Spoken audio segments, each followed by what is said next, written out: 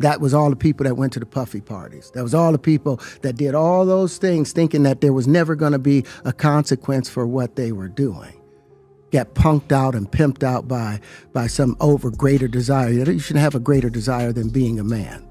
For it to go so fast, for a federal trial to finalize a jury, do the strike process, and there was a little contention about that. The defense argued that they struck 7 of 9 black jurors, so there was a bit of a disagreement about that. Everyone knew he was the devil. He's been the devil for 30 years. He's been covered and protected by not only Clive Davis, but Lucian Grange.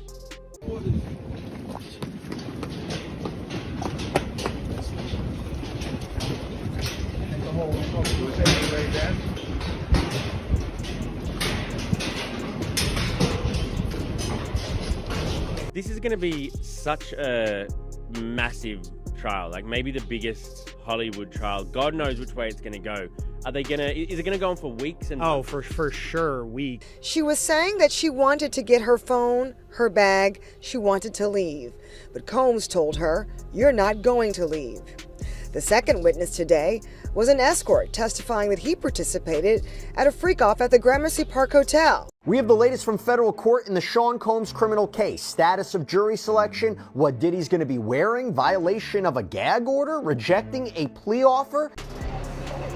He set the tone by immediately as the first witness taking jurors back to 2016. It was March 5th when Flores said he responded to a call from hotel staff of a woman in distress on the 6th floor. At trial, Combs will ditch the jail garb and wear ordinary clothes. As his lawyers argue, the evidence shows consenting adults being intimate in their own way. Sean P. Diddy Combs' family arrived for day 1 of his trafficking trial. How is your father feeling today? They walked into the federal courthouse in Manhattan, hand in hand, in a gesture of solidarity. It's official. The Diddy trial isn't just a headline anymore.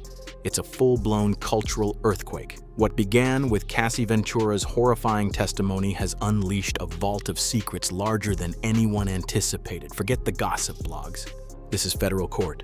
Audio tapes are being played behind sealed doors. Hollywood names are being dragged through the mud. And the silence coming from inside the courtroom? It's louder than a scream. Will Smith, Meek Mill, names you never thought would be tied to something this dark, are now at the center of it all. It began with a clip, no sound, just Diddy and Cassie in a hotel lobby. Diddy's lawyers had argued that he had made good faith efforts by showing up in New York, ready to surrender to face these charges, but prosecutors said that he could not be trusted, that he has a history of trying to intimidate witnesses, including some who are going to be witnesses in this case. People thought that was all. But behind those courtroom doors, something else was revealed, something with audio. And according to insiders, it left the entire room in silence. No phones allowed, no press recordings, just stunned faces and total deafening silence.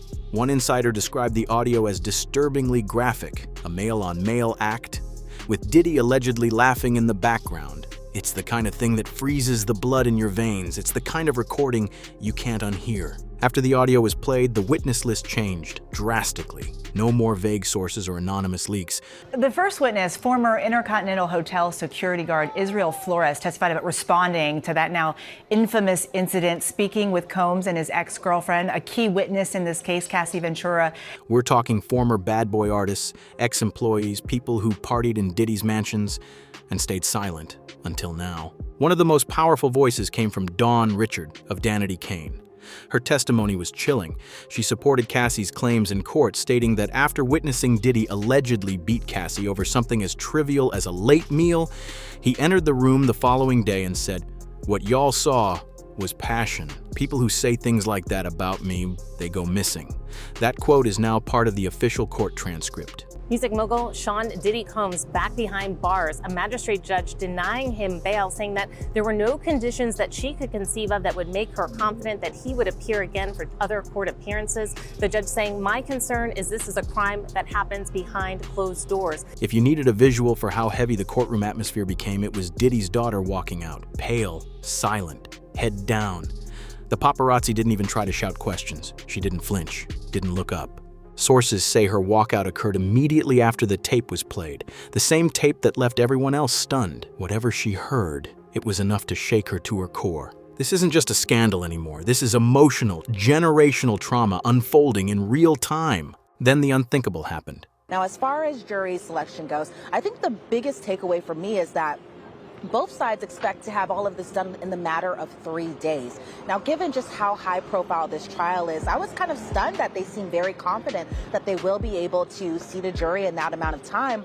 Will Smith's name surfaced, not in a rumor, but in connection with the actual audio tapes. And just like that, the internet exploded. Clips started resurfacing. One viral podcast featured comedian Luenell casually dropping a bombshell, claiming Will and Diddy were clapping cheeks. It was laughed off the first time. This time, it exploded in popularity.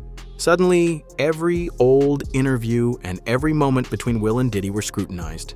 And it didn't stop there. The decision guarantees Combs will face trial beginning just 4 days from now that will test whether one of music's most prolific figures used his power, wealth, and fame to exploit both women and men for decades. Then came Brother Bilal, Will's former assistant, and he wasn't vague. He went on record describing exactly what he saw. Will Smith in a compromising position with actor Dwayne Martin. According to him, it happened in a studio dressing room. Will bent over a couch.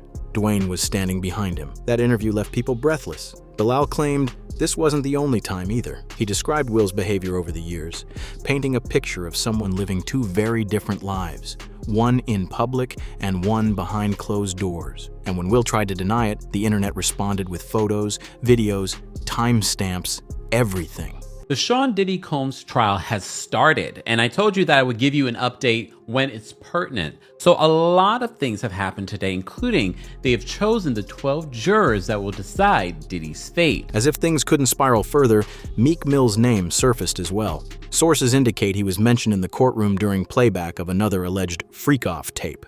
The response? Pure chaos. Unlike Will, who offered a flat denial, Meek went into full meltdown mode online.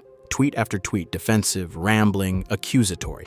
People weren't buying it. Instead, they began resurfacing old memes and moments, like the birthday party Diddy threw for Meek, surrounded by shirtless men at the pool, where Diddy called him daddy on camera. The last hearing before Sean Combs' trial starts, when he walked into federal court today, he appeared to be looking for his family. They've pretty much been at all of the hearings that I've been to, but there was no presence of his sons or his mother or his sister who had previously been at those hearings. That infamous party with billionaire Michael Rubin, where Meek appeared visibly uncomfortable. Every post he made trying to act tough just got flooded with daddy memes.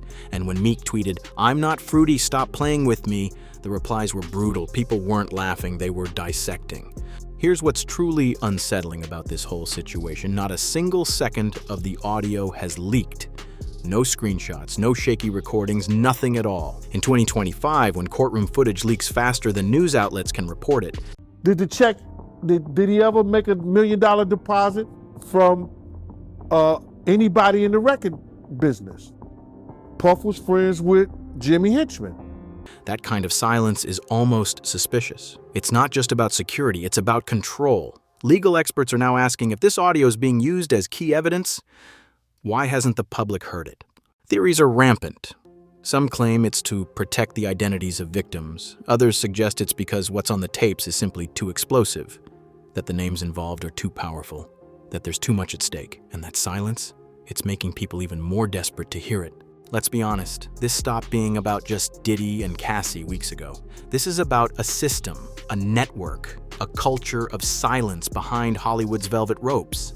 Former bad boy artists, Mace, The Lox, Aubrey O'Day, have all hinted for years that something was off, that Diddy was manipulative, controlling, and maybe even worse. Now that the courts are involved, their voices are finally echoing louder than ever. Dawn Richards' testimony lent those claims new weight. She wasn't vague. She made direct eye contact with the court and described exactly what she witnessed, the kind of courage that changes the narrative. Will Smith's downfall didn't start here. However, this might be the moment that brings it to an end. Long before these tapes and testimonies emerged, Will had been treading water ever since that Oscars slap. His carefully constructed image, the loving father, the wise mentor, the charismatic hero, was already revealing cracks. But now, people are beginning to ask, what was hiding behind that perfectly polished Hollywood smile? Old clips of Will being overly affectionate with his son Jaden are resurfacing. Moments that once seemed quirky or wholesome are now being rewatched through an uncomfortable, suspicious lens. One user commented, "We didn't know how to process it then, but now it's eerie." And when you combine that with Brother Bilal's explosive claims and Diddy's reported tapes, people aren't just questioning Will's judgment, they're questioning his entire legacy. But Meek Mill's story, it's even messier and far more chaotic. May 3rd, 2014, Meek Mill's 27th birthday. The party was meant to be unforgettable. And now, for all the wrong reasons, it is. Hosted by Diddy at a $7 million mansion in Vegas, the event had everything. Masked dancers, naked sushi models, celebrity guests like French Montana and Lil Durk, and a troubling aftermath that still has people talking. According to the mansion's property manager, the scene left behind was nothing short of disgusting. There were bloody sheets, discarded underwear, and a powdery residue on the floor, later identified as illicit substances. Trash bags full of used items sat around, all of which no one wanted to touch. Even worse, Diddy's team reportedly requested new double-sided locks on the doors, raising questions about what they were trying to keep in or keep out. And when the public caught wind of this, the internet turned Meek into a meme overnight. After that party, Meek tried to move on, but the internet wouldn't let him. Clips of Diddy calling Meek daddy in a poolside toast resurfaced. Again, combine that with the footage from Vegas, and suddenly every moment between Diddy and Meek is being reanalyzed like a scene from a true crime docuseries. Some tried to defend him, saying he was just caught up in Diddy's chaos. Others weren't so forgiving. One commenter wrote, "You don't end up at a party like that by accident." Meek's public image has always been tough, grounded, and street-hardened. But now, fans are asking, was it all just a costume? And as Meek scrambled to explain, he only made it worse. Instead of laying low, Meek spiraled publicly. His Twitter became a barrage of angry posts. He denied everything, called out the blogs, and accused people of slander. However, the more he tweeted, the worse it got. People started flooding his replies with screenshots of the Vegas party, that daddy clip, quotes from the property manager, photos of Meek looking visibly uncomfortable at billionaire gatherings. Then came the infamous tweet, "I'm not fruity, stop playing with me." It was meant to shut things down, but it only fanned the flames. Because now, every time Meek tries to speak, people respond with one word, daddy. So now we're left with the question that's haunting everyone. Who's being protected? Because this trial isn't just a legal proceeding anymore. It's the unraveling of an empire. If those tapes ever leak, we're not just talking about lost careers. We're talking about lawsuits, investigations, broken families, and possibly even federal action. Diddy was once untouchable, the face of hip-hop's golden age. Will Smith was Hollywood royalty. Meek Mill was the street survivor who made it. But now, the facade is cracking. And the internet never forgets. So what happens next? Well, that depends on whether the people behind those courtroom walls decide to keep hiding the truth or finally let it out. Because once they do, it won't just be Diddy on trial, it will be the entire industry.